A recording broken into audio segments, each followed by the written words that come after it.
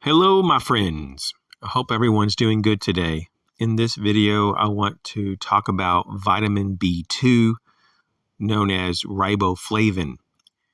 This is an essential nutrient, so you certainly want to make sure that you consume this on a regular basis, but in terms of preparedness, you want to have vitamin B2 as part of your preparedness supplies, either in the form of food or supplement.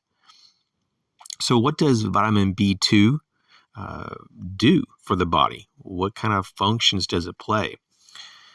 Well, it helps to convert food into energy, something that's very important. And it is something that we all need for healthy skin, hair, blood, and brain. That's a lot right there. A lot of important things. In terms of food, some of the most common foods that have a good amount of B2 would include meat, and that's also organ meat as well. You have dairy, eggs, salmon, almonds, and spinach. And those are just a few examples, but there's many more. So what about deficiencies, right? When it comes to this, like what are the symptoms and what is it called? It's an interesting word, really, though. So a vitamin B2 deficiency is called a riboflavinosis, And once again, that's a deficiency of vitamin B2, also known as riboflavin. Now, luckily, here in the United States, at least, it's a very rare deficiency.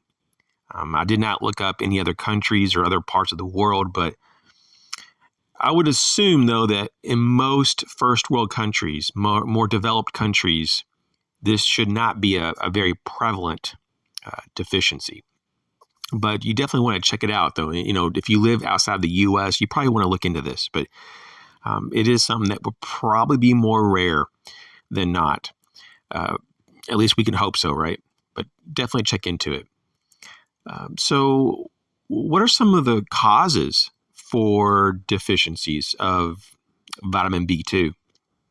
Well, disorders of the thyroid can increase the risk of deficiency. And of course, you also have the nutrient deficiency through malnourished states. What are some of the groups at higher risk?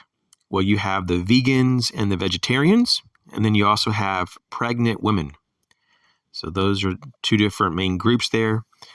If you have a certain diet that's mostly just plant-based, you might want to kind of be aware that you could be deficient. And if you're pregnant, there's more demand on the body because of the growing child inside.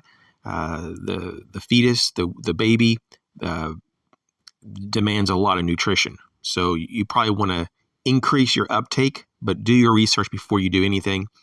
But you probably would want to uptake more of vitamin B2 during pregnancy.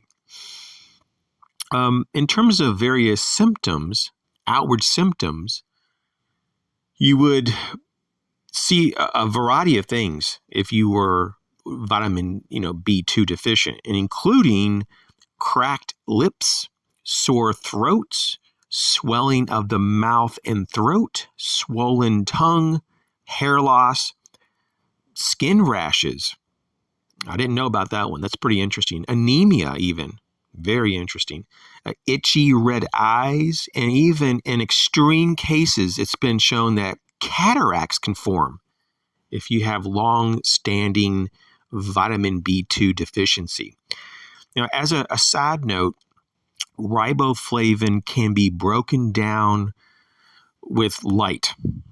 So you want to really protect your supplements. If you take vitamin B2 supplements, you really want to protect these from direct light sources. So keep them in dark containers or just keep them out of the light.